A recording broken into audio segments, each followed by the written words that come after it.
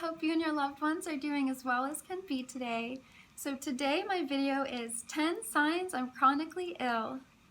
Taking the good with the ups and downs. I wanna see how the world turns round.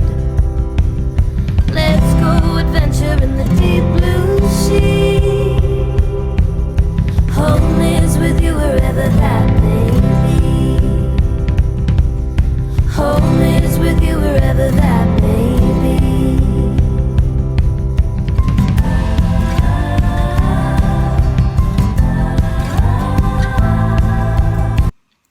Just a little disclaimer, this video is meant to be taken as a joke. It's a little Spoonie humor, so don't take it seriously. Don't use this video to self-diagnose.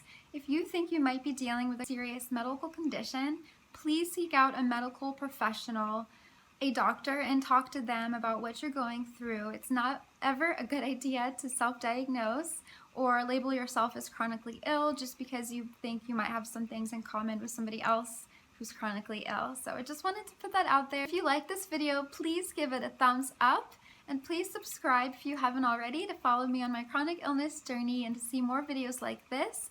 Hit the bell for notifications on when I post videos, and yeah, let's get on to the video. So really quick, I wanted to mention I got a complimentary PICC line cover from Care & Wear, and I love it. It has this little like netting or mesh screening to give some air to your PICC line, which is really great in the summer when you get sweaty. It fits perfectly, it's super comfortable, not too tight, and I love the little logo, the Care & Wear logo. So thank you so much, Care & Wear. I was really in need of a PICC line cover, so I'm super grateful. The first sign that I'm chronically ill is I need IV fluids every single day in order to stay out of the hospital and to stay stable. So if I don't get at least 2 liters of IV saline per day, my vitals will be really awful. I will usually drop with my blood pressure. It'll drop dangerously low, and my heart rate will skyrocket. It'll go all the way up to 180 or almost 200 beats per minute, which is very dangerous. I have passed out many times, and there has been a couple occasions where after I passed out, I stopped breathing and I turned blue. So my IV fluids are very necessary for my body to stay stable and to make enough blood in order for me to function and to stay alive. So IV fluids every day is my #1 sign that I am chronically ill. So I have to take a ton of pills every single day, and these are prescription medications that I take orally, mostly orally. Some are IV meds, some are suppositories. I have topical creams. I have all kinds of medications that I'm taking on the daily in order to stay functioning and out of the hospital. I will land in the hospital if I don't get all of my medications that I need, because a couple of them are very vital for my heart and for my breathing. So I can very easily land in the hospital if I don't have all of my medications every single day in addition to my daily IV fluids. I need supplemental oxygen. So I've been using supplemental oxygen for about 3 years as needed. I have a couple of respiratory diseases. I have asthma and I have mycotoxin disease, which affects my lungs. I use inhalers, I use nebulizer treatments every day, throughout the day, and then on top of that I use supplemental oxygen, and I'm usually on anywhere from 2 to 4 liters per day. So supplemental oxygen is another sign that I am definitely chronically ill. I'm in palliative care. So I have been in palliative care for a little over a year. So palliative care, for those who don't know, first of all, it is not the same thing as hospice. You don't have to be actively dying or on your deathbed to be in palliative, whereas hospice you have to be basically terminal in order to be in hospice. But palliative is a program for those who are severely ill and who have serious conditions that reduce your quality of life. Palliative helps with keeping me comfortable and helping me stay out of the hospital as much as possible. So I have a nurse, a palliative nurse, that comes once a week to check up on me, to make sure I'm up to date on all my meds, to make sure that I have everything I need. I have the emotional support that I need as well as the medical support I need. And it's just a great team to have to kind of make sure that everything is in order, you know, especially when you have several illnesses like I do. I'm a complex case. I have several chronic illnesses. So palliative care has been very helpful for me. I haven't been in the ER or in the hospital as much since I've been in palliative. The palliative program is awesome. It was recommended to me by my doctor years ago, but I was stubborn and I denied it for years. But last year I had 5 hospital admissions, and someone in the hospital referred me to the palliative program at the beginning of last year, and honestly I'm very grateful they did, because it has helped my quality of life a little bit.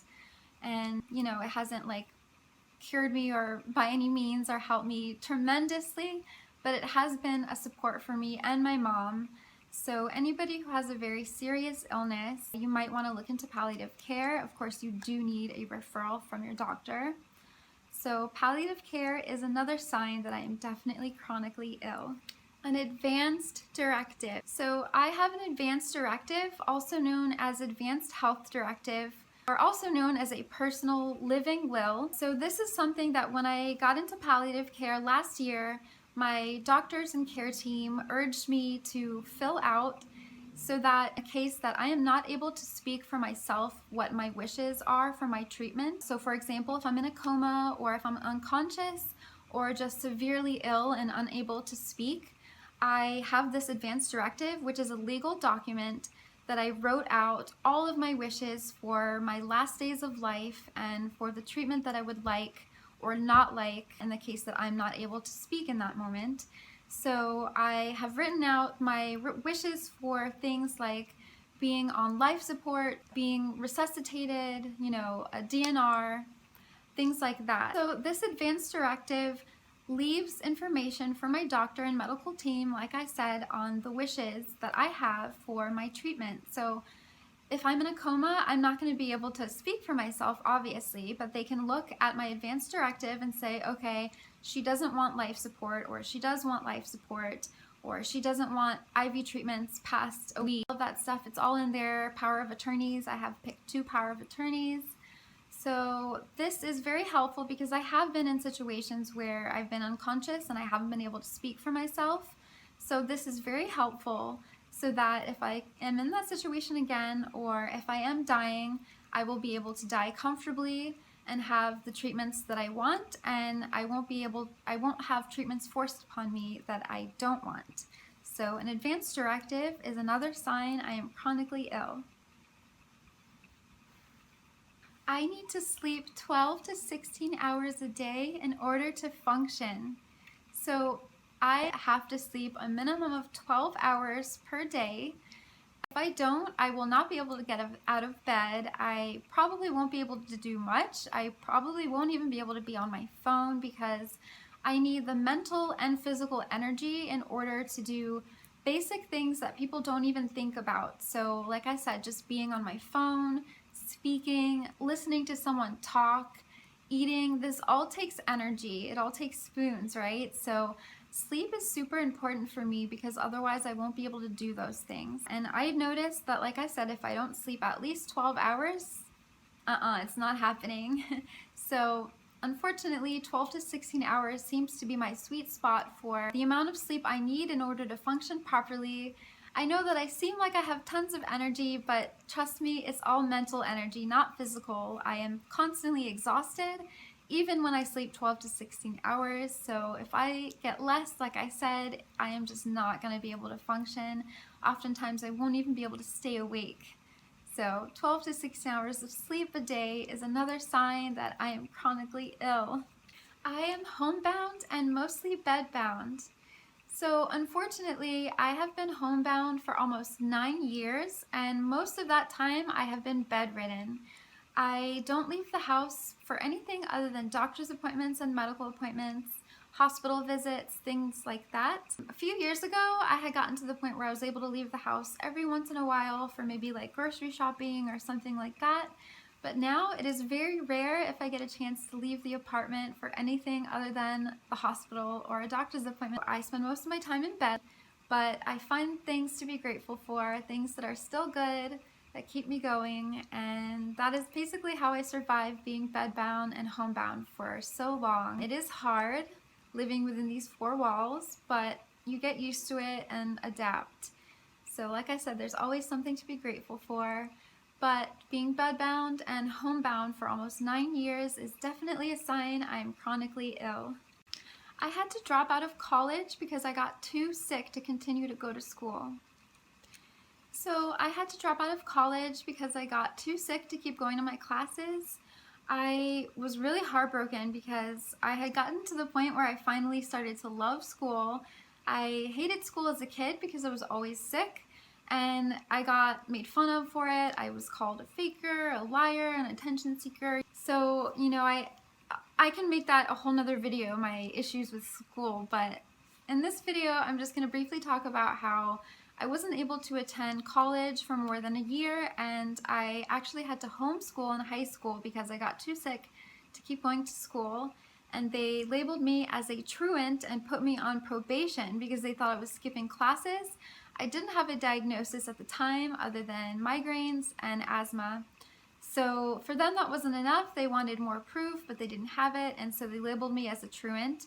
I was put on house arrest as well as probation. Me, Miss Goody Two Shoes.